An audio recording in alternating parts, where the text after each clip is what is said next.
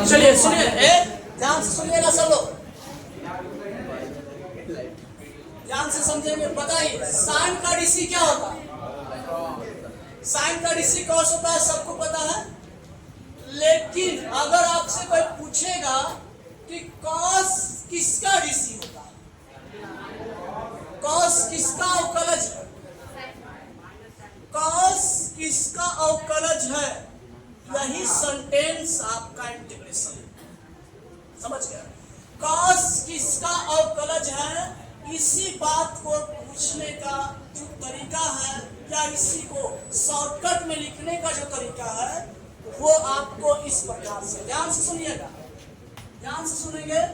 Sign का DC cos है। अब कोई पूछ दिया कि बताइए कॉस एक्स किसका डीसी है, बताइए। कॉस एक्स जो है एक्स के सापेक्ष, एक्स के सापेक्ष किसका डीसी है, बताइए किसका डीसी बता सकते हैं? कॉस एक्स जो है एक्स के सापेक्ष किसका डीसी है? साइन एक्स का। तो सीधे डायरेक्ट हम क्या बोल सकते हैं? साइन एक्स का। किसका है? साइन एक्स का। समझ गए? कॉस एक्स एक्स के सापेक्ष साइन एक्स का डीसी।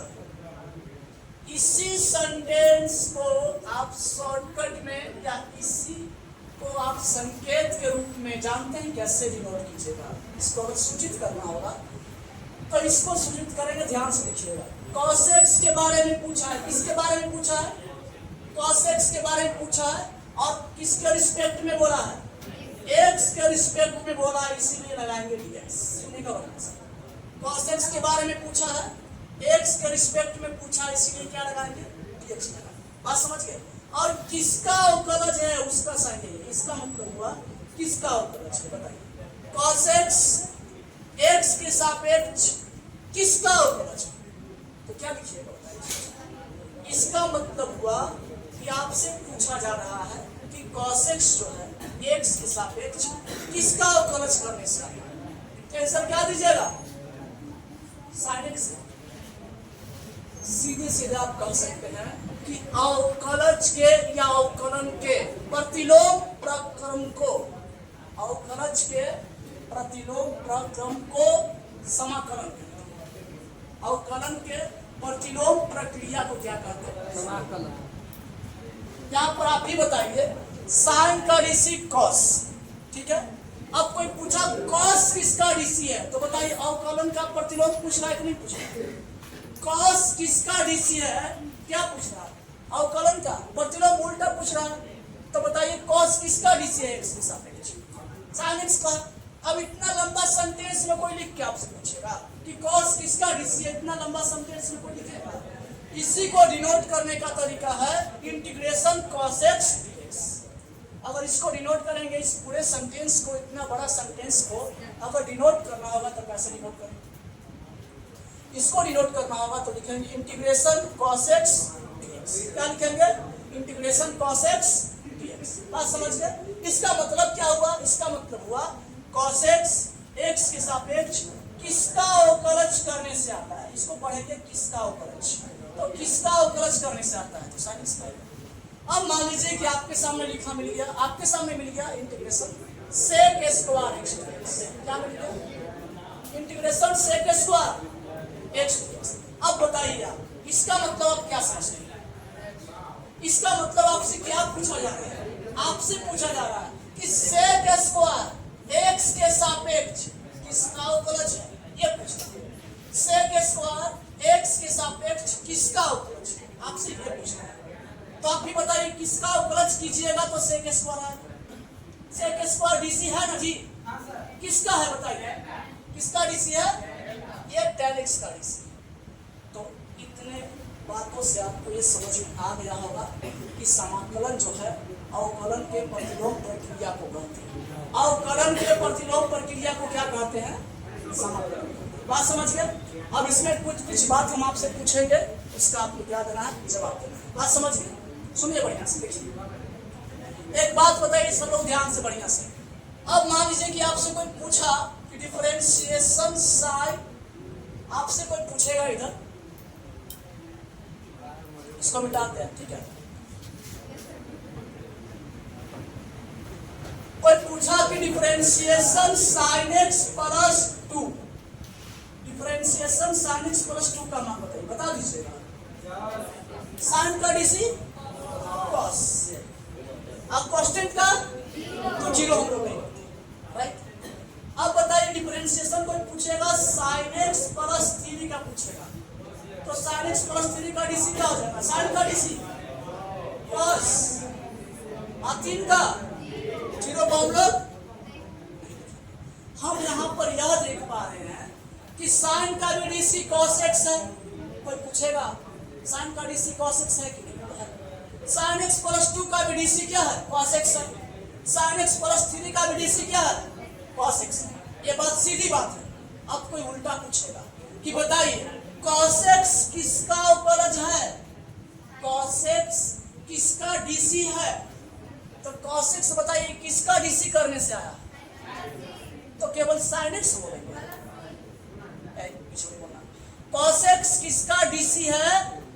अगर आप बताते हैं इसका जवाब तो केवल sin x आप बताइएगा, यस sin x बताइएगा, नहीं बताइएगा, ठीक है।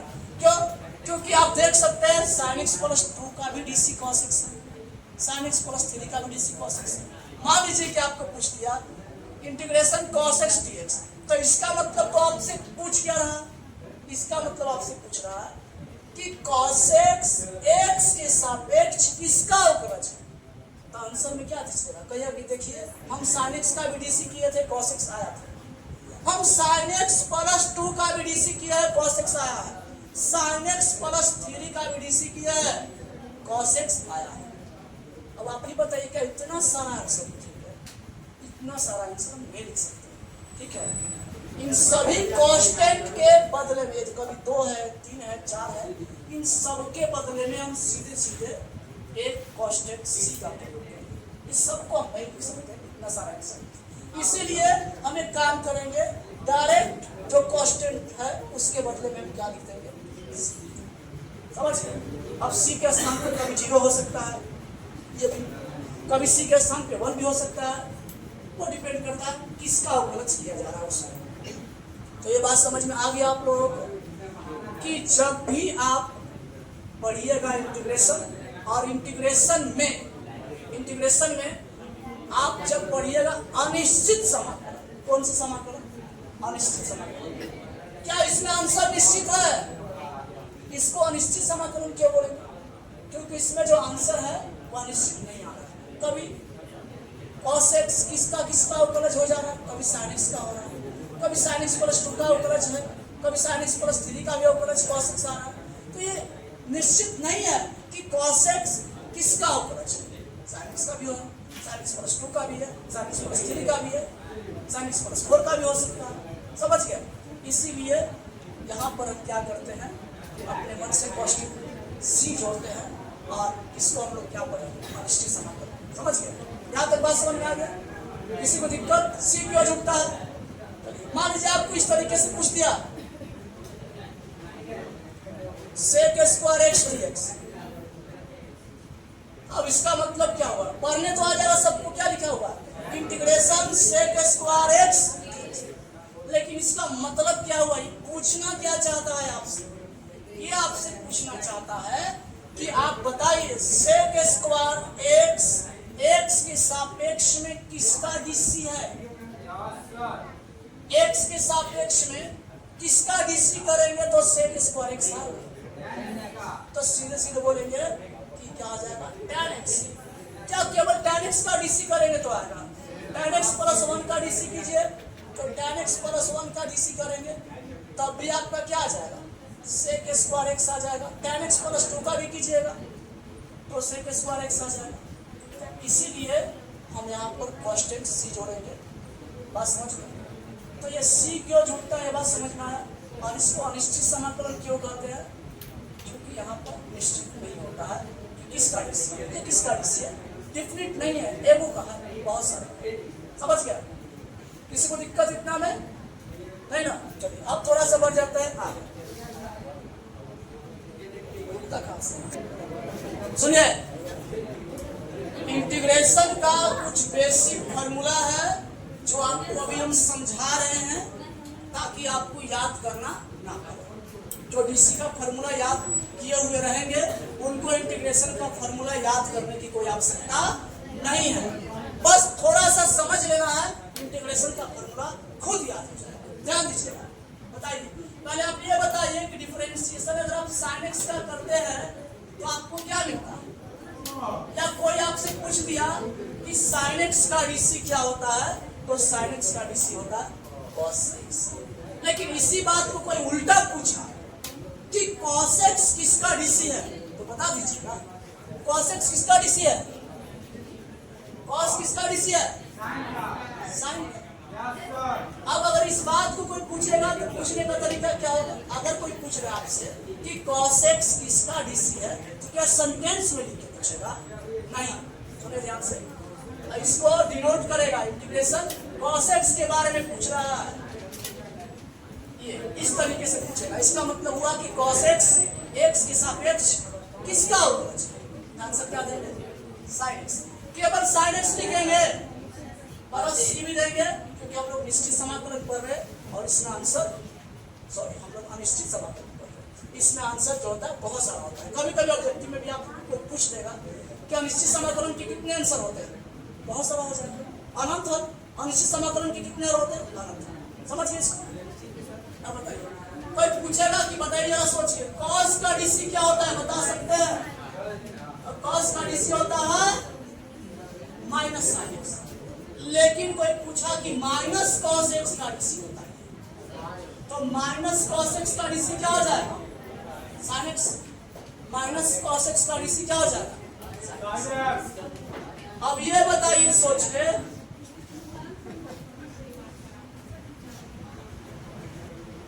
बताइए माइनस cos x का डीसी sin x होता है? यस या होता है?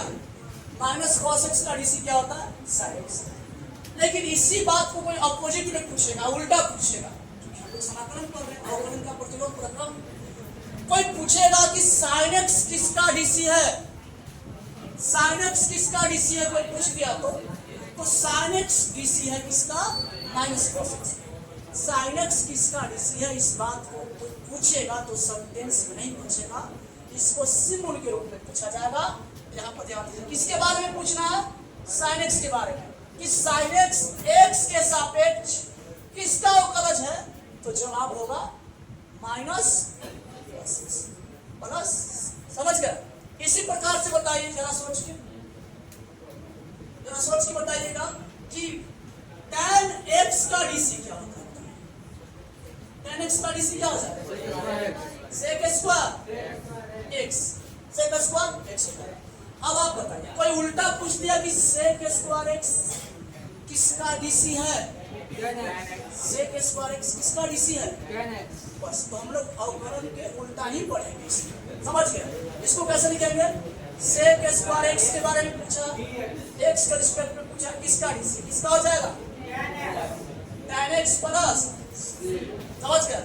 और इसी प्रकार से बहुत सारा फॉर्मूला खुद से तैयार कर सकते। बात समझ गए? चलिए अगला देखिए, जल्दी से बताइए, सोच के cot x किसका डीसी? cot x का डीसी क्या होगा?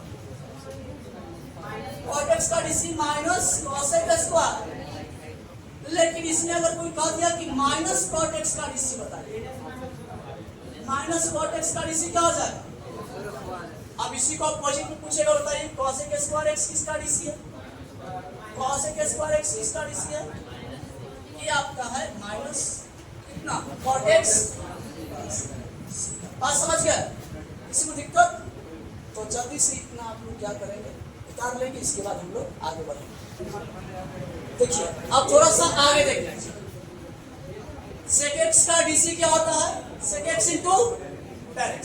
अब कोई पूछेगा, बताइए sec x into tan x किसका डीसी है? सीधे बोलेंगे sec x प्लस c, केवल sec x नहीं बोल सकते। समझ गया? उसके बाद कोई पूछेगा, बताइए माइनस cos x का डीसी क्या आता है?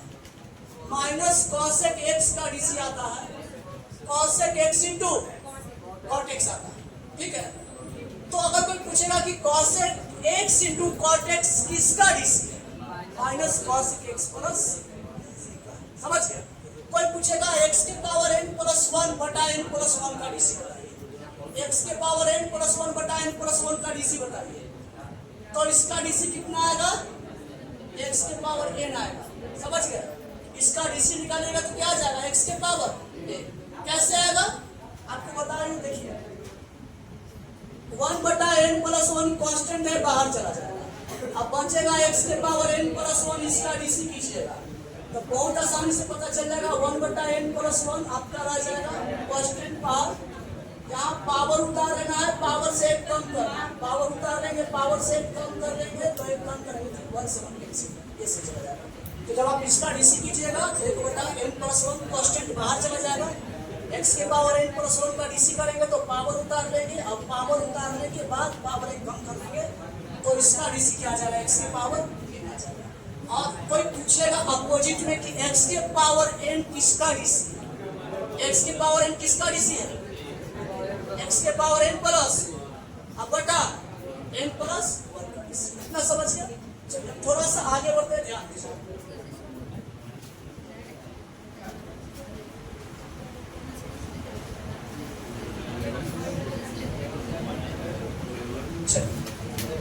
ध्यान दीजिएगा, सुनिए, बताइएगा। अगर कोई पूछेगा कि e के पावर x का डीसी क्या होता है, बता सकते हैं? e के पावर x। कोई अपोजिट में पूछ दिया कि बताइए e के पावर x किसका डीसी करने से आता है, क्या बोलेंगे? e के पावर x किसका डीसी है? e के पावर x डीसी है e के पावर x प्लस। समझ गए? समझ गए? क्लियर? अब कोई पूछेगा आपसे, ध्यान दीजिएगा, कि log x का डीसी क्या होता है, बताइए। log x का डीसी क्या होता है? 1 बाई, अब आपको कोई पूछ दिया इंटीग्रेशन 1 बाई x dx, इसका मतलब 1 बाई x किसका डीसी है? 1 बाई x जो है x के रिस्पेक्ट में किसका डीसी है? log x का डीसी है, log x प्लस c का। बस समझ गए? थोड़ा सा आगे बढ़ जाएंगे। अगर आपसे कोई पूछेगा, ध्यान से तो आपसे कोई पूछ दिया 2 के पावर x, ठीक है, और आपसे कोई पूछ दिया बटा log 2, अगर इसका कोई डीसी पूछेगा तो बताइए तो क्या पूछेगा? तो सबसे पहली बात आप कांस्टेंट को बाहर कीजिएगा। कांस्टेंट है 1 बटा log 2, बाहर चला जाएगा। बचेगा जो है फंक्शन 2 के पावर x, इसका डीसी करेंगे और थोड़ा सा आगे बढ़ जाएंगे तो 1 बटा log 2 आपका कांस्टेंट बाहर ही रहेगा। और इसके बारे में आप जानते हैं, क्या जानते हैं बताइए? इसका होता है 2 के पावर x ही रहेगा और नीचे वाला में क्या रहेगा? बेस में लगता है log। बेस में क्या लगता है? आप देख सकते हैं log 2 से log 2 चला गया। तो आपसे पूछेगा कि बताइए 2 के पावर x बटा log 2 किसका डीसी? इसका डीसी क्या होगा? 2 के पावर x बटा log 2 का डीसी क्या होगा? 2 के पावर x बटा log 2 का डीसी आपके सामने यहाँ आया हुआ है, 2 के पावर x आया। इसी को डायरेक्ट हम लिखने वाले हैं, यहाँ कितना लिख देंगे यहाँ। इसका डीसी क्या आएगा? 2 के पावर x। अब मान लीजिए कि आपसे कोई पूछ दिया कि बताइए इंटीग्रेशन 2 के पावर x dx का मान बताइए, तो इसका मतलब आपसे पूछ रहा है 2 के पावर x किसका डीसी? x के रिस्पेक्ट में 2 के पावर x किसका डीसी है बताइए? 2 के पावर x किसका डीसी? 2 के पावर x बटा log 2 प्लस। अब इसी में आपको 2 ना देगा, यहाँ पर क्या दे देगा? आपको a दे देगा, ठीक है। 2 ना देगा, a देगा। तो बताइए जरा सोचिए, a दे देगा तो क्या, जहां जहां 2 है वहां क्या लिखा देगा? सीधी बात है, समझ गए?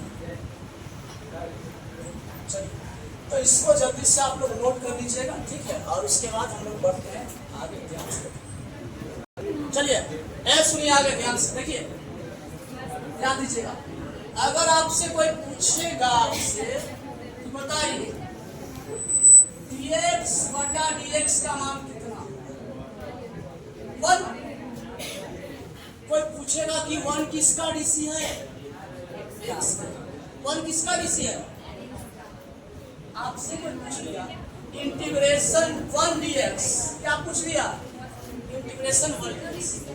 तो इसका मतलब आपसे पूछ रहा है कि 1 जो है x के सापेक्ष किसका डीसी है? 1 किसका डीसी आया है? x के सापेक्ष किसका डीसी लिए हैं तो बनाया x का, या x प्लस सी चलेगा। बात समझ गए? एक और बात, अगर कोई पूछेगा कि बताइए 5 का डीसी कितना, 5 का डीसी क्या हो जाएगा? 0। अब इसी बात को कोई पूछ लेगा आपसे कि बताइए integration 0 into D x, 1 number का VBI क्वेश्चन पूछा हुआ है एग्जाम में, ये बड़ा पूछा है, कोई स्टूडेंट हमसे पूछा है, ये बड़ा पूछा हुआ है। अब आप बताइए इसका मतलब आपसे क्या पूछा जा रहा है? इसका मतलब आपसे पूछा जा रहा है कि 0 x के सापेक्ष किसका अवकलज आता है, किसका डीसी आता है 0 x के सापेक्ष, किसका है? संख्या मतलब फर्स्ट है, सीधे हम अभी कितना है, अभी किसका है? अभी 5 का है। अब जरूरी है कि 5 रहेगा, 6 भी रह सकता है, 7 भी, 8 भी, सीधे हम सी होते हैं, यहाँ क्या आ जाएगा? बात समझ गए? इसको दिक्कत थोड़ा सा ध्यान दीजिएगा। अगर कोई पूछेगा कि बताइए साइन इनवर्स x का डीसी क्या होता है, साइन इनवर्स x का डीसी क्या होता है? 1/√1 माइनस x स्क्वायर होता है, यस या नहीं? होता है।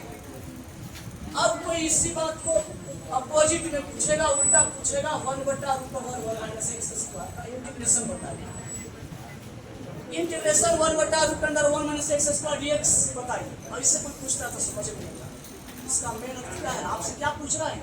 आपसे पूछ रहा है कि 1/√1 माइनस x स्क्वायर x के रिस्पेक्ट में किसका डीसी करने से आता है, किसका डीसी आता है? ये किसका डीसी करेंगे तो आएगा साइन इनवर्स x का आएगा, किसका आएगा? साइन इनवर्स x का आएगा। समझ गए? और परस क्या चलेगा? लेकिन रुकिए, इसी में ध्यान दीजिएगा अच्छे से। देखिए अब मान लीजिए कि आपसे कोई पूछेगा कि बताइए डिफरेंशिएशन कॉस, इतना पहले आप लोग नोट कर लीजिए, उसके बाद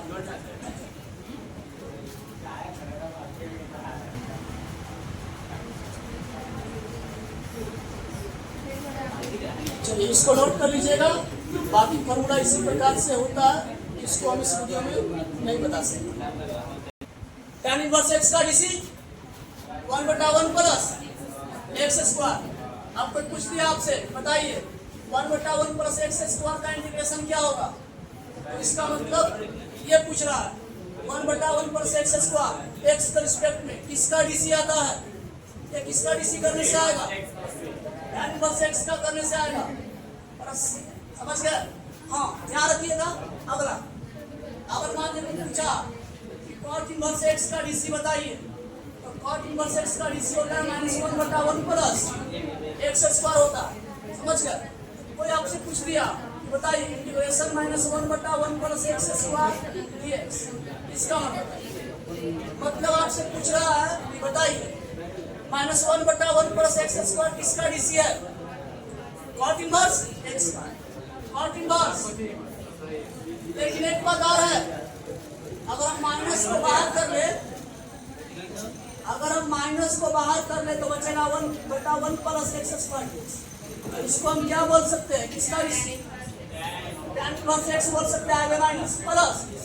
तो ध्यान रखेंगे माइनस को बाहर करने से किसका डीसी आ जाएगा? Minus tan inverse x। तो ध्यान रखिएगा, ऑब्जेक्टिव में आपसे पूछ सकता है कि minus tan inverse x plus, objective में ऑप्शन में ये दे देगा। समझ गए? तो नोट कीजिए।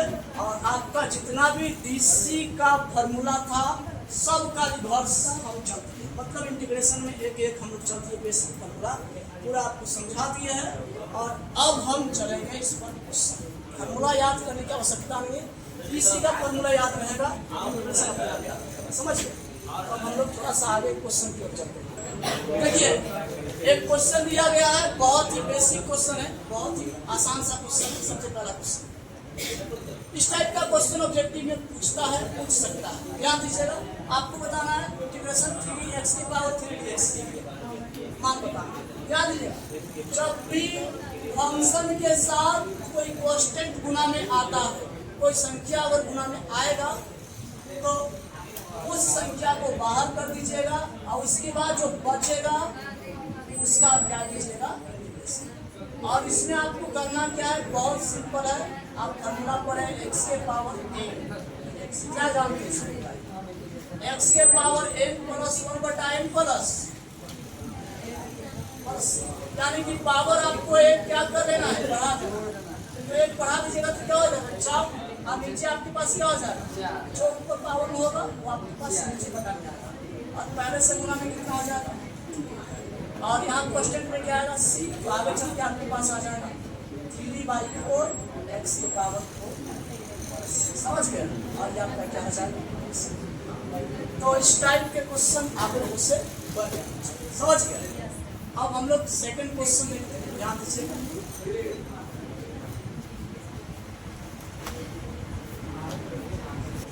चलिए समझते हैं इस क्वेश्चन को, ध्यान से देखिएगा। इसमें देखिए क्या कीजिएगा, सबसे पहले आप क्वेश्चन को बाहर कर दीजिएगा, ठीक है। उसके बाद आंसर बचेगा आपके पास x के पावर 4/3। इसके बाद आप क्या कीजिएगा, तो इसके बाद x के पावर 4/3 पावर में एक जोड़ दीजिएगा, और उसके बाद जो पावर होगा वो पावर कहाँ आ जाएगा, नीचे आ जाएगा। और पहले से आपके पास कितना है, 5। आगे बढ़ जाएंगे तो ध्यान दीजिएगा, 5 × x के पावर ये कितना आ जाएगा,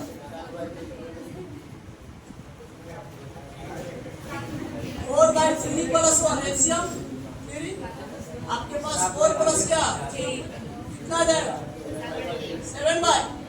तो इसको जब आप कैलकुलेट कीजिएगा तो आपके पास आ जाएगा 7/, और नीचे भी आपके पास क्या आ जाएगा 7/। बात समझ गए। थोड़ा सा आगे बढ़ जाएंगे कि आपके पास 5 × ये नीचे वाला ऊपर चला जाएगा, ऊपर वाला नीचे आ जाएगा x के पावर 7/। और ध्यान रखेंगे प्लस c जोड़ के रखेंगे, ठीक है। कि आपके पास कितना आ जाएगा, 15/7 x के पावर 7/। लेकिन आप लोग ऐसे मत बनाएंगे, ठीक है। ऐसे बनाएंगे बहुत ज्यादा स्टेप चढ़ा जाएगा। तो इसको आप बनाइएगा, एक तरीका हम आपको बता रहे हैं, उस तरीका से बनाइएगा। आंसर इतना ही आएगा, आंसर हम छोड़ देते हैं और आपको एक और तरीका बताते हैं, उससे बनाएंगे। ध्यान से इसको उतारने की आवश्यकता नहीं है, देखिएगा बढ़िया से। इस तरीके से बनाएंगे बहुत लंबा जाएगा। देखिए करना क्या, बहुत सिंपल काम करना है, आंसर छोड़ देते हैं, आंसर नहीं जाएगा। सुनिएगा बढ़िया से, ध्यान दीजिएगा। x की पावर कितना है, सुनिएगा बढ़िया से। देखिए सबसे पहले तो जो हर है उसको लिखते हैं, नीचे 3 है, आराम से इसको जैसे। अब इसके बाद इसको जोड़ेंगे, अंश हर को क्या करना है, जोड़ लीजिएगा। हर जिस प्रकार से है उसी प्रकार से अपरिवर्तित रहेगा, वैसे ही रहेगा। दोनों को जोड़ लीजिएगा तो 4 3 कितना आ जाएगा, 7 आ जाएगा। दोनों को जोड़ के कहाँ लिखना है, ऊपर, और नीचे जो है वही रहेगा। इसी को उल्टा कर दीजिए, 3 ऊपर चला जाएगा और 7। अब पहले से ऑलरेडी कौन है, 5, तो कितना आ जाएगा, 15/7 x के पावर 7/। ये आपका पहले वाला आंसर था, और ये भी आंसर। एक चीज छूट रहा है, जो छूटना नहीं चाहिए वो क्या है। तो इस तरीके से बना के ज्यादा बढ़िया, बात समझ गए। इसी तरीके से बनाइएगा। नेक्स्ट क्वेश्चन आपको दे रहे हैं, इसी प्रकार से बनाना है, उसके बाद आगे बढ़ेंगे। चलिए एक क्वेश्चन दिया गया है, इसका सॉल्यूशन हम लोग देखते हैं और इसके आंसर तक पहुंचने का प्रयास करें। ध्यान दीजिएगा, सुनिएगा अच्छे से, सुनिए। आपको इंटीग्रेशन में करना क्या, इसमें एक से ज्यादा टर्म योगफल के रूप में या अंतर के रूप में रह सकता है। एक से ज्यादा टर्म योगफल के रूप में या अंतर के रूप में रह सकता है। क्या कीजिएगा, प्रत्येक टर्म को इंटीग्रेशन बांटिएगा, जितने टर्म है सभी टर्म को इंटीग्रेशन बांटिएगा। तो 3x के पावर 3/2 को भी इंटीग्रेशन मिलेगा, x के साथ प्लस का साइन दे दीजिएगा। 5x के पावर 4/3 को भी इंटीग्रेशन मिलेगा, dx के साथ प्लस का साइन दे देंगे। उसके बाद 5 को भी इंटीग्रेशन मिलेगा dx के साथ। इसके बाद क्या करना, इसके बाद कांस्टेंट जब भी गुना में आता है उसको बाहर कर देंगे। उसके बाद x के पावर 3/x प्लस 5 कांस्टेंट है, गुना में कांस्टेंट आएगा, बाहर कर देंगे। उसके बाद x के पावर 4/3 प्लस, उसके बाद 5 कांस्टेंट है, बाहर चला जाएगा, 5 क्वेश्चन है बाहर चला जाएगा। इसके बाद ध्यान दीजिएगा, इसका क्या हो जाएगा, x की पावर नीचे तो आपका 2 रहेगा, जोड़ दीजिए 3 2 और इसको उल्टा कर दीजिए 2/5 प्लस 5 बताइए x की पावर नीचे का 3 है वो 3 रहेगा ही रहेगा, 4 और 3 और आपका 3 बाई उसके बाद 5 बार इसका बता सकते हैं x। अब प्लस कभी कभी ऐसा होता है ना कि सी छूट जाता है, सी पर तनी विशेष ध्यान रखो, ठीक है। ये कितना हो जाएगा 3 दूनी 6/5 x की पावर 5 बटा, अब प्लस 5 दिया 15/7 x की पावर 7 बटा, अब प्लस 5x प्लस c, किसका मान आ गया, इंटीग्रेशन का मान। तो इस तरीके से आप क्वेश्चन बनाइए। इसी टाइप का क्वेश्चन आप लोगों को बनाने के लिए हम दे रहे हैं, पहले इसको क्या कर लीजिए, उतार लीजिए। इस प्रश्न का जवाब आप लोग कमेंट बॉक्स में दीजिएगा, ये प्रश्न आप लोगों को दिया है। चलिए समझते हैं, एक क्वेश्चन दिया गया है x² इंटू 1 माइनस 1/x² का इंटीग्रेशन निकालें। ध्यान दीजिएगा, बहुत आसान क्वेश्चन है और इस टाइप का क्वेश्चन भी हम आपको बनाने के लिए देखिए। सबसे पहले क्या कीजिएगा, आप इसको टर्म बाय टर्म लाइए। जब भी आपको इस तरीके का क्वेश्चन मिले तो पहले गुना करना संभव है, पहले गुना करना, इसको गुना करेंगे तो x² में 1 से गुना करेंगे तो क्या है x², x² में इससे गुना करेंगे तो इससे गुना कर लेंगे तो आपका x² इंटू 1 बाई, तो आपके पास क्या आ जाएगा,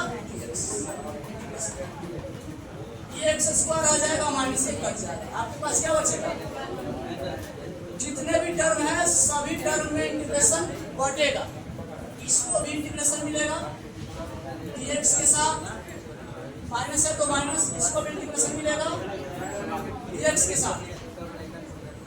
ये आपका x के पावर 3/3 पावर में बढ़ा लेंगे, माइनस इसका क्या आएगा x प्लस c, तो ये हो जाएगा इस प्रश्न का सही आंसर। और इस टाइप का एक क्वेश्चन आपको दिया जाएगा जिसका जवाब आपको देना है। इस प्रश्न का जवाब खुद से देने का प्रयास करें, सेम टाइप का प्रश्न, और हम लोग आगे बढ़ेंगे। इस वीडियो में इतना ही, और इंटीग्रेशन के बाकी क्लास आप अगले वीडियो में देखेंगे।